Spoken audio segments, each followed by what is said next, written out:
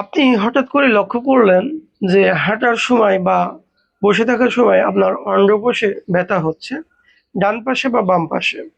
কখনো কখনো এটা রোদ যখন লাগে তখন বেড়ে যাচ্ছে, আবার ঠান্ডা লাগলে কমে যাচ্ছে, আবার কারো কারো ক্ষেত্রে বিপরীত হচ্ছে। শীতে বেড়ে যাচ্ছে, গরমে উপশম হচ্ছে। মূলত এই রোগটাকে বলা হয় ভেরিকোসিল। আপনি হাত দিয়ে দেখলেন যে এই অন্ডকোষের ভিতরে কেমন যেন রগগুলো মোটা হয়ে গিয়েছে, ব্যথা করছে, গিট গিট রয়েছে। কখনো কখনো এটার ভিতরে চিরিক মারা ব্যথা হচ্ছে। আপনি জানেন না যে রোগটির নাম কি। এই রোগটির নাম হচ্ছে ভেরিকোসিল, অন্ডকোষের রোগ।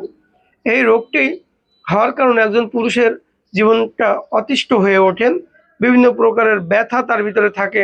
কখনো চিরিক মারা ব্যথা, কখনো বিনবিন বিনবিন করে আস্তে আস্তে ব্যথা হতে থাকে, কখনো সবসময় একই রকম ব্যথা থাকে। আবার কখনো কারো কারোর জন্য হাঁটাচলা করা কষ্ট হয়ে পড়ে, কিছুক্ষণ দাঁড়িয়ে থেকে কোনো কাজ করলে পরে তার এই ব্যথাগুলো বেড়ে যায় এবং এই কষ্টের কারণে সে কাজ করতে পারে না। তো বন্ধুরা, এই ধরনের সমস্যাকে বলা হয় ভেরিকোসিল। এবং এই ভেরিকোসিল সমস্যার সমাধানের জন্য অনেকে অপারেশনের কথা চিন্তা করেন, কিন্তু আবার অনেকে ভয়ও পান যে এইটা অপারেশন করব, কি হবে না হবে, এমন একটা সেন্সিটিভ জায়গা। তো এই ক্ষেত্রে এসে অনেকে আমাদেরকে প্রশ্ন করেন, ডাক্তার সাহেব, হোমিওপ্যাথিতে কি ভেরিকোসিল আরোগ্য হওয়ার জন্য ভালো কোনো ওষুধ রয়েছে? বন্ধুরা, আমি আজকে সে বিষয়ে আলোচনা করব। হোমিওপ্যাথিতে ভেরিকোসিল ভালো হওয়ার জন্য খুবই কিংবদন্তি কিছু ওষুধ রয়েছে। আমি আপনাদেরকে আজকে এই বিষয়ে চিকিৎসার জন্য প্রয়োজনীয় ওষুধ সম্পর্কে আলোচনা করি। সর্বপ্রথম আপনাদেরকে আমি যে ওষুধটির নাম বলে দিব, সেই ওষুধটির নাম হচ্ছে হেমামেলিস।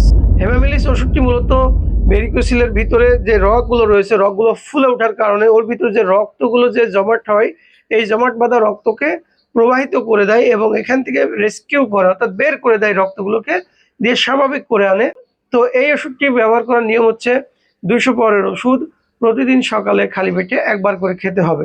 বন্ধুরা, এই ওষুধের পাশাপাশি আরও একটি ওষুধের প্রয়োজন হবে। সেই ওষুধটির নাম হচ্ছে ক্যালক্রিয়া ফ্লোর। ক্যালক্রিয়া ফ্লোর ওষুধটি মূলত ওই সকল ব্যক্তিদের জন্য বেশি ব্যবহৃত হয়ে থাকে যাদের এই ভেরিকোসিলের রগগুলো শক্ত এবং মোটা হয়ে গিয়েছে। অর্থাৎ এটা ধরলে বোঝা যায় যে এটা কেমন যেন শক্ত হয়ে রয়েছে। শক্ত হয়ে থাকলে পারে এবং যদি মনে হয় যে রক্তগুলো জমা হয়ে রয়েছে এখানে, তাহলে তার জন্য ওষুধ হবে হচ্ছে এই ক্যালক্রিয়া ফ্লোর।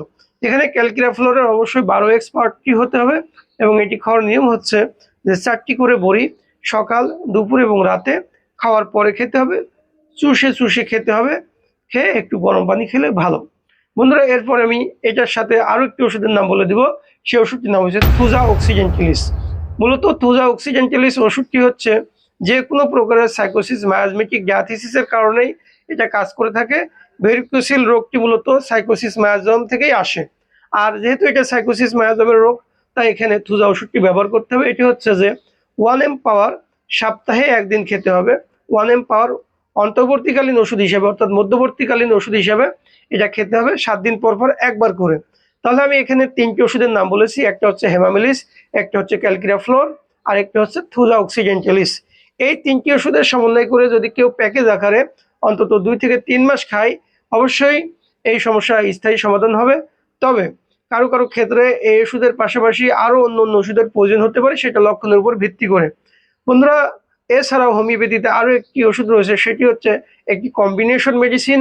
এই মেডিসিনটাকে R42 বলা হয়। এই R42 মেডিসিনটাও আপনারা চাইলে এটার সাথে সংমিশ্রণ করে খেতে পারেন। এটা একটি কম্বিনেশন মেডিসিন, কয়েকটি মেডিসিনের সংমিশ্রণ করে এই ওষুধটি তৈরি করা হয়েছে। তো এই যে ওষুধগুলোর কথা বললাম, যে হেমামেলিস, ক্যালক্রিয়া ফ্লোর, থুজা অক্সিডেন্টালিস, এই 3টি ওষুধ অবশ্যই খেতে হবে। এর পাশাপাশি এই R42 ওষুধটিও খাওয়া যেতে পারে। এটি খেলে কাজটা আরও আরোগ্য হয় দ্রুত। তো বন্ধুরা, এই যে ভেরিকোসিলের চিকিৎসার জন্য আমি যে প্যাকেজটির কথা বলেছি, এই প্যাকেজটি অন্তত 3 থেকে 4 মাস বা 5 মাস খেতে হবে। এটা গ্রেডের উপর নির্ভর করবে। কারোর গ্রেড 1 থাকে, কারোর গ্রেড 2 থাকে, কারোর গ্রেড 3 থাকে। অতএব এই গ্রেডের উপর নির্ভর করে ওষুধটি খাওয়ার ডিউরেশন নির্ধারিত হবে। তো বন্ধুরা, আপনারা যদি এই ওষুধগুলো সঠিক নিয়মে খেতে পারেন, ইনশাআল্লাহ ভেরিকোসিলের অপারেশন করতে হবে না। ভেরিকোসিল স্থায়ীভাবে আরোগ্য হবে ওষুধের মাধ্যমে। তো বন্ধুরা, এরকম উপকারী ভিডিও পেতে আমাদের চ্যানেলটাকে সাবস্ক্রাইব করবেন এবং লাইক করবেন, এবং আপনাদের প্রয়োজনীয় কোনো তথ্য জানার থাকলে আমাদেরকে কমেন্টে জানাবেন। তো বন্ধুরা, আপনাদের সুস্বাস্থ্য কামনা করে আজকের মতন এখানেই বিদায় নিচ্ছি। আগামীতে দেখা হবে নতুন কোনো ভিডিও নিয়ে। সে পর্যন্ত সকলে ভালো থাকবেন। আসসালামু আলাইকুম ওয়া রাহমাতুল্লাহ।